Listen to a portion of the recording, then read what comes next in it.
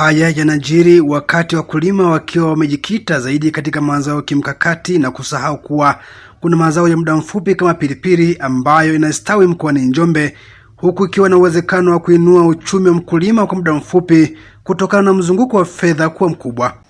Tulipoanza kulima kilimo cha pilipili, cha kwanza kabisa ambacho kwamba naweza nikaona kwamba kimeleta mafanikio ni kwenye parachichi, kwa sababu parachichi hizi zilikuwa ni za njano sana. Baada ya kwanza kumwagilia na tumeweka mbolea kwenye mashimo ya pilipili, tumeona kwamba parachichi kaanza kubadilika, imekuwa ya kijani nzuri sana kuliko mara ya kwanza ambapo kwamba tulikuwa tunapalilia tu. La pili, kwamba hiki kilimo cha pilipili ni kwamba ni chepesi. Kwanza uchumaji ni mwepesi, yani unachuma huchoki sana. Aidha, baadhi ya wakulima wanasema licha matumizi ya pilipili kuwa na tija kiafya, pia wameiomba serikali kuiambia dunia kwamba sasa zao la parachichi linastawi mkoani Njombe kwa sasa. Pilipili ninapolilima mwenyewe na kila linanipa faida, kwanza kiafya, pili mzunguko wa damu unakuwa safi sana mwilini. Zao la parachichi tunalima zao la parachichi tunalima pamoja na pilipili chini, huku tukisubiria kilimo cha parachichi kiendelea kukomaa au matunda ya parachichi tukiendelea kuyasubiria, hapa chini tunavuna pilipili. Hivyo wameongeza kuwa licha ya kuzalisha mazao tofauti katika mashamba yao, lakini faida inaonekana, kwani mzunguko wa fedha umekuwa na tija kwao.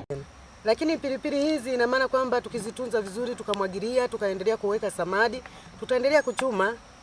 Halafu hata kama hela inaweza kama ni ndogo, lakini bado mzunguko ni wa hela inakuwepo. Na wasii na wakulima wengine kwamba waweze elimu iweze kutolewa ili waweze kupokea hii elimu ya zao la pilipili, kwa sababu ni fursa la zao la muda mfupi. Kuita kiwandani inaanzia shambani. Tukikosa kuwa na matunda mazuri shambani, hatuwezi kuwa na matunda mazuri pia kiwandani. Kwa manake wakulima tunawahamasisha na kuwafunza mbinu bora za kulima, ili wakianza waanzie shambani, inapokuja swala la kiwandani reject zinakuwa ni chache na kwa uchache, kwa sababu ndio hatua inakuwa imeanza mwanzo. Kuja na Kushoka Tools Manufacturers ni mabingwa na wabunifu wa bidhaa rafiki wa mazingira. Tumebobea katika kutengeneza majiko banifu yanayotumia mkaa mbadala na gesi, yenye uwezo mkubwa wa kutumika katika taasisi mbalimbali kama shule, vyuo, hoteli na hata majumbani. Kwetu utajipatia mashine zenye ubora wa kuzalisha mkaa mbadala, na pia tunatoa mafunzo ya uzalishaji wa mkaa mbadala ili kutekeleza kwa vitendo azma ya serikali juu ya matumizi sahihi ya nishati safi. Tunauza mkaa mbadala usio na madhara kwa afya ya mtumiaji. Ni nishati safi na hauna kabisa moshi, unatokana na teknolojia ya utunzaji wa mazingira. Kwetu utaupata kwa bei ya jumla na hata rejareja. Kwa mawasiliano zaidi tupigie simu namba 0692 031 345 au 0754 431 522.